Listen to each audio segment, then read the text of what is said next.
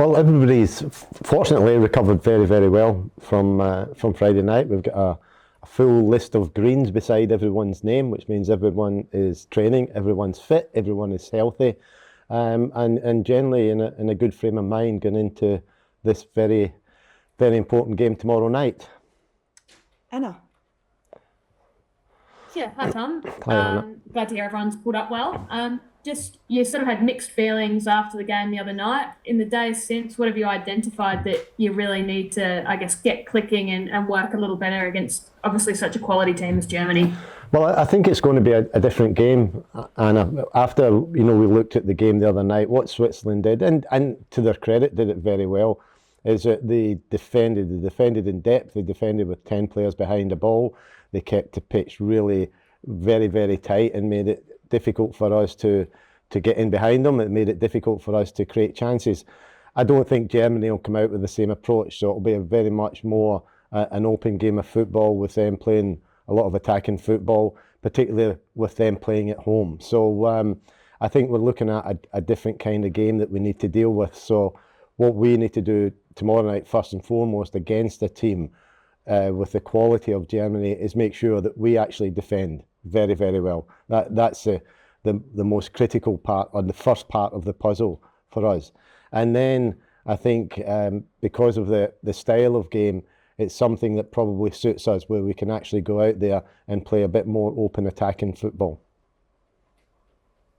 You talked about, I think after the game, that trying to get Mary Fowler involved and maybe where things didn't work in that sense. What do you try and look to do, I guess, with Mary this game, Tom? Do you try and play her further forward in a more attacking role? I imagine there's a few things bubbling away in your mind as to how to get the best out of such a creative player.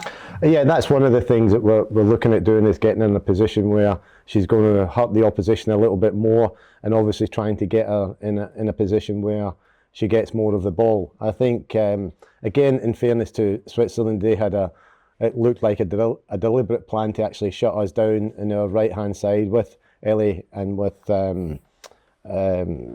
Mary, and as I say, I think it made it difficult for her to get into the game.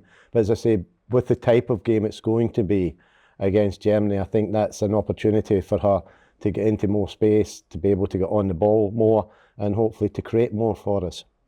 We'll keep going with you, Anna. Okay, Luke, just yell out when you want to jump in.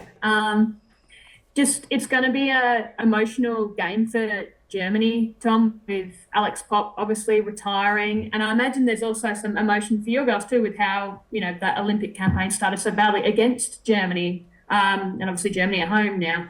How do you handle all these different emotions when it's going to be probably pretty heightened for a friendly?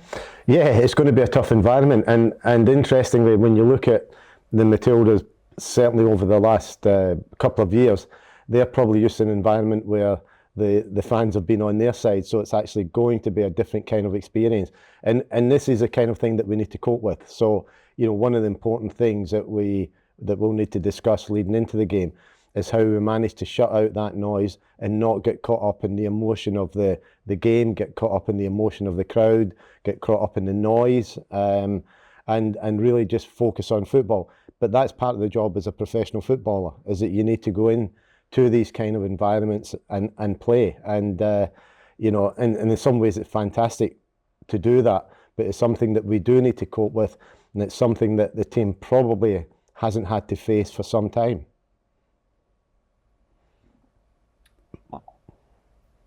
Going in, Luke? I'll jump in. I've got off my stop, Tom. Thanks for your concern. Appreciate it.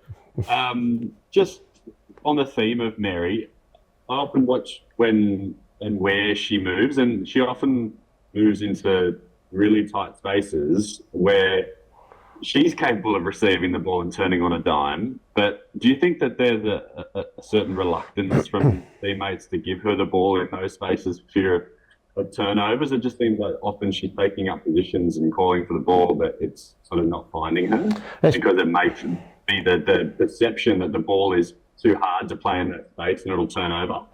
But it's probably a combination of both. I think it's a combination of perhaps players looking and thinking it's too tight, and a combination of Mary although being in the space, actually, regardless if that space is tight or it's, if it's big, to actually want to look like you want to get on the ball. So I think it's a combination of both of those. And that's probably, it's a good point, and in essence should be an easy fixable point, in the sense of, even players having a chat with each other and saying, just give me the ball and I can handle it. So there's possibly a combination of that. And as I say, if you're looking at the Switzerland game in isolation, they made things really, really difficult for us to play down the right-hand side. So we actually did not actually get a lot of play in those areas to start with. Just with Germany and that game back at the Olympics, how much have you drawn on that and watched that in preparation for this? Look, we watched a bit of it, but you sort of need to sort of move on. You need to move on from it. I think it was an entirely different time. I think what happened in that particular game was that our team came into the tournament. Their team came into the tournament ready to go. I think our team came into the tournament ready to build in to a tournament to, when they get to the latter stages, be ready to go. And I think that was a difference in that game, and that showed. And Germany were much more ready to go. In this situation, both teams have got the majority of players that have been playing either in Europe or the US, so there's a fairly even split of match fitness. So hopefully, in the physical sense, this game will be a bit better matched. I think you said, I'll just take one more, Anna, if that's all right, before passing over to you. I think you said after the Switzerland game that just in those first moments that they didn't quite look like they were ready to play Australia. They're a little bit hesitant competing for second balls and just to the contest. And it was a sort of similar theme. And I know you just identified there that we were building in and they were match ready. But when we played Germany last time, they looked battle hard and ready for those second balls, really tough in the challenge. Have you had to, given what you saw the other night and identified, have you had to remind the girls about that at all? Absolutely. It's one of our talking points, is that the reality of football is that you need to be competitive for the first minute. You can't, particularly when you're playing against quality teams, you can't go in sort of halfway. And I think that's an important part. And it's an important part of the Australian culture of how we play. So I think, as we say, I thought we started the game against Switzerland slowly the other night. They were on the front foot a bit more than we were, and that's something that we can't afford to do going into the Germany game. Just Tom, in terms of changes, do you look to have much rotation to your starting lineup? Do you stick with that similar formation that you went with against Switzerland? Or you said it's a very different game. So look, there'll be probably a couple of changes in the team. Won't be wholesale changes. In essence, we've got to put out as strong a team as possible against Germany. You're playing one of the best teams in the world, and it's important that we really turn up on the day. So, we'll be looking at what we think is our strongest team as in the starting 11, and looking at what we think is the best system to counteract how Germany play. And they obviously had a 4-3 win over England the other day. It looked a bit like defending was optional on both sides of the equation. I would imagine you've had a good look at that. What did you take away from what they did against England in another friendly? Well, I think a takeaway is that it's going to be a very different game than it was against Switzerland the other night. And, they're playing at home. They're obviously a team that's riding high at the moment in confidence. So it's going to be a game where I think it'll be much more end-to-end, much more attacking, much more open. And therefore it puts a really big emphasis on us, firstly, to be able to compete with that. Secondly, to be really disciplined in how we approach the game. Luke. Tom, I know you said you don't want to gig long term, and that you've been around football for a long time, and you've prepared teams for tournaments for a long time. I think there's 6 international windows next year, so not barring the one that we've got coming up later in the year. How long do you think a new coach is going to need to get this team prepped for Asian Cup 2026. So when do we need to have your successor, so to speak, in place to have a proper preparation? I think ideally, you'd be hoping that somebody would be in place for the start of the international fixtures next year. That would give him or her a reasonable lead-in time to look at the team, to figure out, what he or she needs to do to get the team prepared. Because although it sounds like, it's another year away, as you say, there's six windows, and that's not an awful lot. It's not an awful lot of time to get your team together, to assess players, to look at what you want to do. So I think in an ideal world, that person would want to come in before the first internationals next year.